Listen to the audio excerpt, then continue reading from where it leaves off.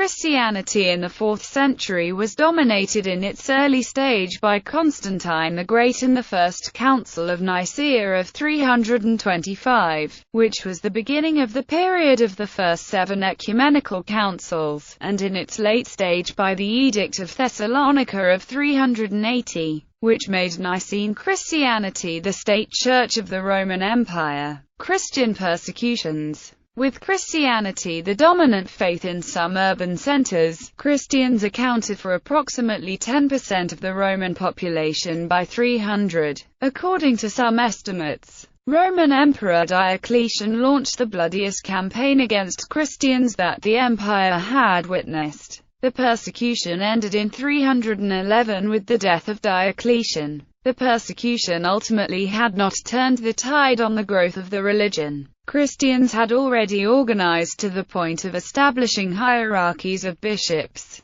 In 301 the Kingdom of Armenia became the first nation to adopt Christianity. The Romans followed suit in 380. Roman Empire. Under Galerius in April 311, Galerius, who had previously been one of the leading figures in the persecutions, issued an edict pg the practice of the Christian religion under his rule. From 313 to 380, Christianity enjoyed the status of being a legal religion within the Roman Empire. It had not become the sole authorized state religion, however it gradually gained prominence and stature within Roman society. After halting the persecutions of the Christians, Galerius reigned for another 2 years. He was then succeeded by an emperor with distinctively pro-Christian leanings, Constantine the Great. Constantine I. Christian sources record that Constantine experienced a dramatic event in 312 at the Battle of Milvian Bridge, after which Constantine claimed the emperorship in the West. According to these sources, Constantine looked up to the sun before the battle and saw a cross of light above it, and with it the Greek words, epsilon mu tau micron epsilon tau omega nu iota kappa alpha. Constantine commanded his troops to adorn their shields with a Christian symbol, and thereafter they were victorious. How much Christianity Constantine adopted at this point is difficult to discern. Most influential people in the empire, especially high military officials, were still pagan, and Constantine's rule exhibited at least a willingness to appease these factions. Roman legalization. The accession of Constantine was a turning point for the Christian Church. After his victory, Constantine supported the Church financially, built various basilicas, granted privileges to clergy, promoted Christians to high-ranking offices, and returned property confiscated during the reign of Diocletian. In 313 Constantine issued the Edict of Milan reaffirming the tolerance of Christians and returning previously confiscated property to the churches. Under the influence of Constantine I,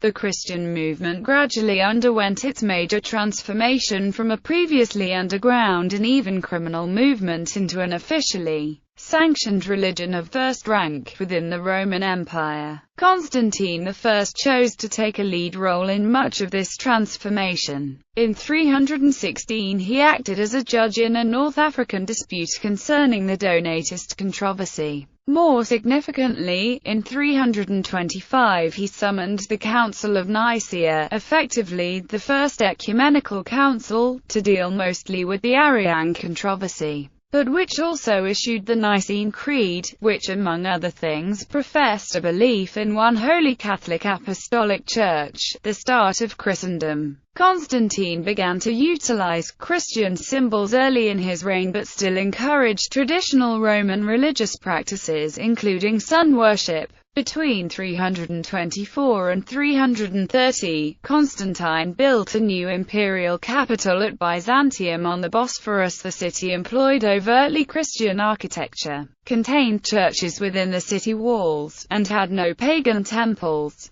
In 330 he established Constantinople as the new capital of the Roman Empire. The city would gradually come to be seen as the center of the Christian world. The reign of Constantine established a precedent for the position of the Christian emperor in the Church. Emperors considered themselves responsible to God for the spiritual health of their subjects, and thus they had a duty to maintain orthodoxy. The emperor did not decide doctrine, that was the responsibility of the bishops, rather his role was to enforce doctrine, root out heresy, and uphold ecclesiastical unity. The emperor ensured that God was properly worshipped in his empire. What proper worship consisted of was the responsibility of the church.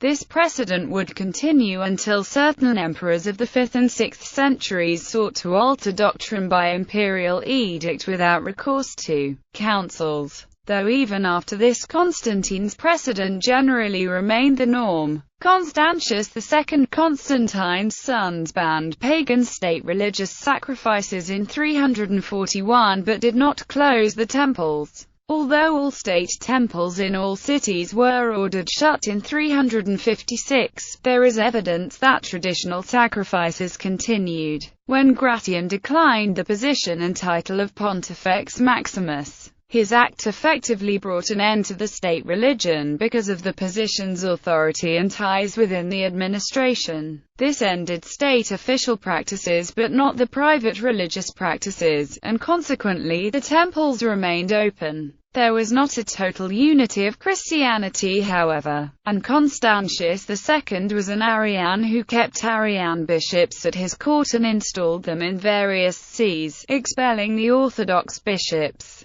Julian the Apostate, Constantius's successor, Julian, known in the Christian world as Julian the Apostate, was a philosopher who upon becoming emperor renounced Christianity and embraced a Neoplatonic and mystical form of paganism, shocking the Christian establishment. While not actually outlawing Christianity, he became intent on re-establishing the prestige of the old pagan beliefs and practices. He modified these practices to resemble Christian traditions such as the episcopal structure and public charity. Julian eliminated most of the privileges and prestige previously afforded to the Christian Church. His reforms attempted to create a form of religious heterogeneity by, among other things, reopening pagan temples, accepting Christian bishops previously exiled as heretics, promoting Judaism, and returning church lands to their original owners. However, Julian's short reign ended when he died while campaigning in the East.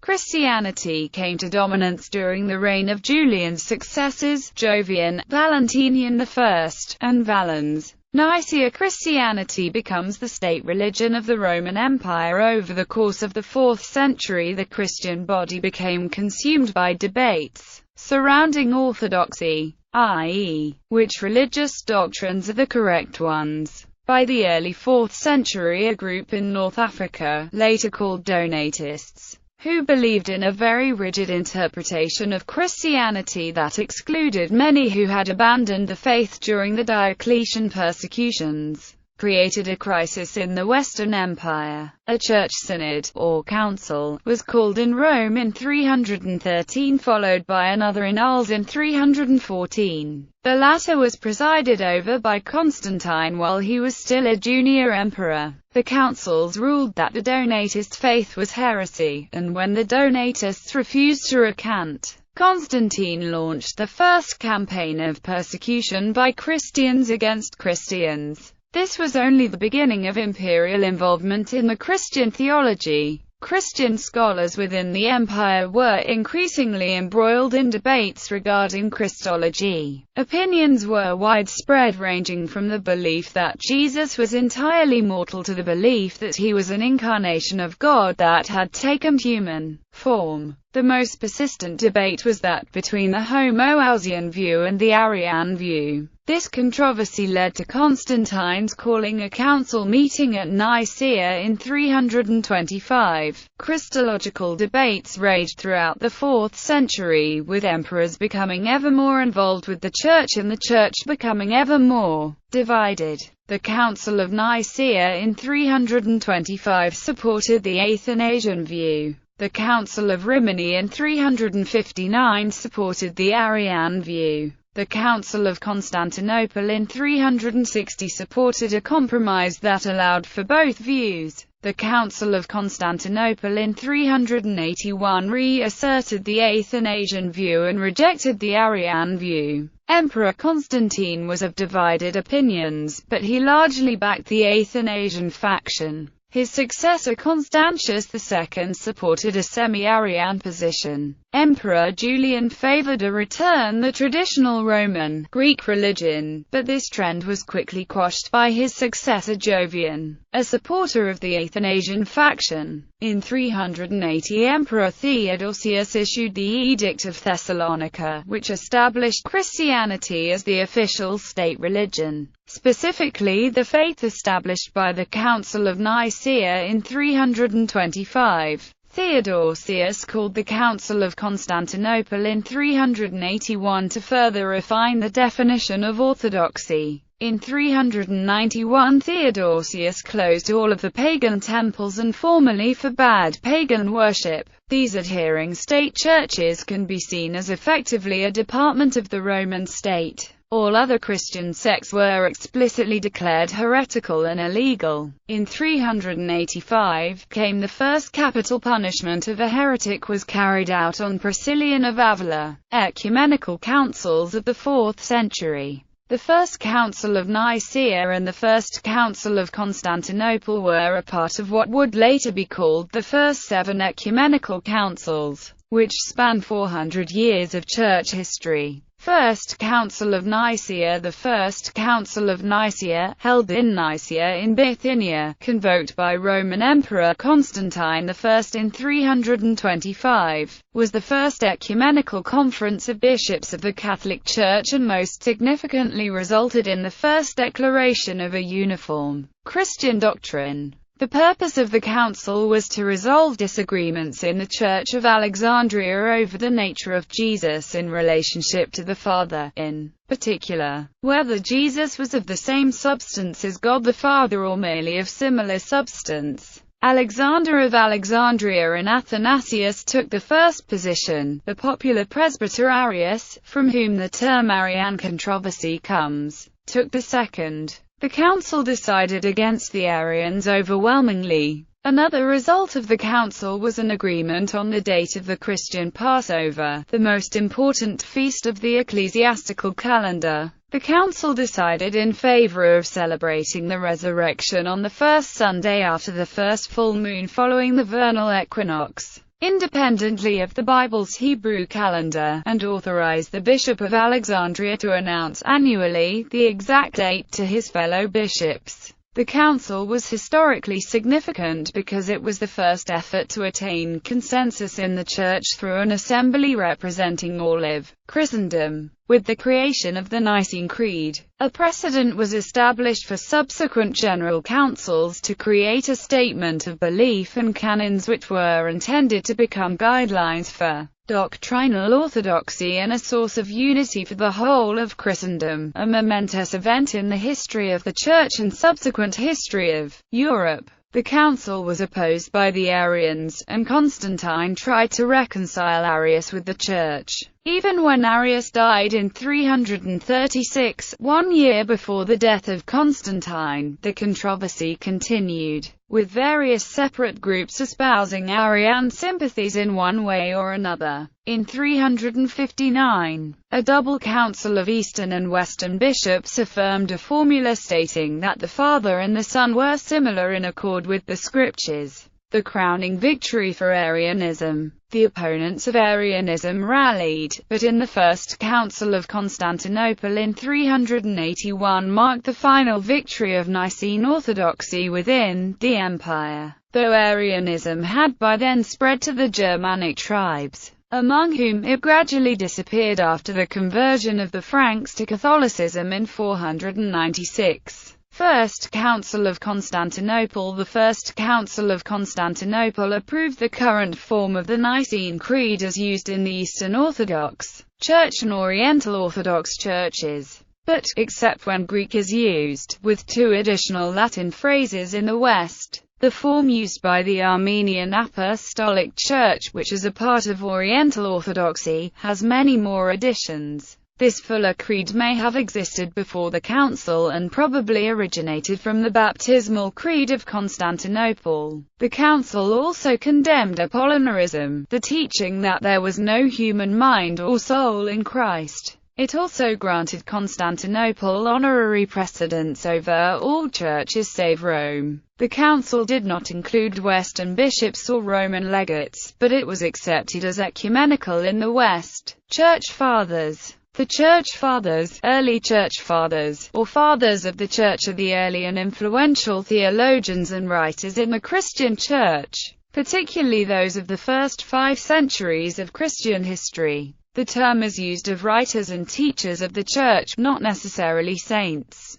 Teachers particularly are also known as doctors of the Church, although Athanasius called them men of little intellect. Nicene and post-Nicene Fathers. Late anti-Christianity produced a great many renowned Church Fathers who wrote volumes of theological texts, including Augustine of Hippo, Gregory Nazianzus, Cyril of Jerusalem, Ambrose of Milan, Jerome, and others. Some, such as John Chrysostom and Athanasius, suffered exile, persecution, or martyrdom from heretical Byzantine emperors. Many of their writings are translated into English in the compilations of Nicene and post-Nicene Fathers. Influential texts and writers between 325 and c. 500 include Athanasius, the Cappadocian Fathers, Ambrose, Chrysostom. Greek Fathers. Those who wrote in Greek are called the Greek Fathers. Athanasius of Alexandria. Athanasius of Alexandria was a theologian, Pope of Alexandria, and a noted Egyptian leader of the 4th century. He is best remembered for his role in the conflict with Arianism. At the First Council of Nicaea, Athanasius argued against the Arian doctrine that Christ is of a distinct substance from the Father. John Chrysostom, Archbishop of Constantinople, is known for his eloquence in preaching and public speaking. His denunciation of abusive authority by both ecclesiastical and political leaders, the Divine Liturgy of St. John Chrysostom, and his ascetic sensibilities. After his death he was given the Greek surname Chrysostomos, meaning golden-mouthed, rendered in English as Chrysostom. Chrysostom is known within Christianity chiefly as a preacher, theologian, and liturgist, particularly in the Eastern Orthodox Church. Outside the Christian tradition, Chrysostom is noted for 8 of his sermons which played a considerable part in the history of Christian anti-Semitism and were extensively used by the Nazis in their ideological campaign against the Jews. Latin Fathers. Those fathers who wrote in Latin are called the Latin Fathers. Ambrose of Milan. Ambrose of Milan was a bishop of Milan who became one of the most influential ecclesiastical figures of the 4th century. He is counted as one of the 4 original doctors of the Church.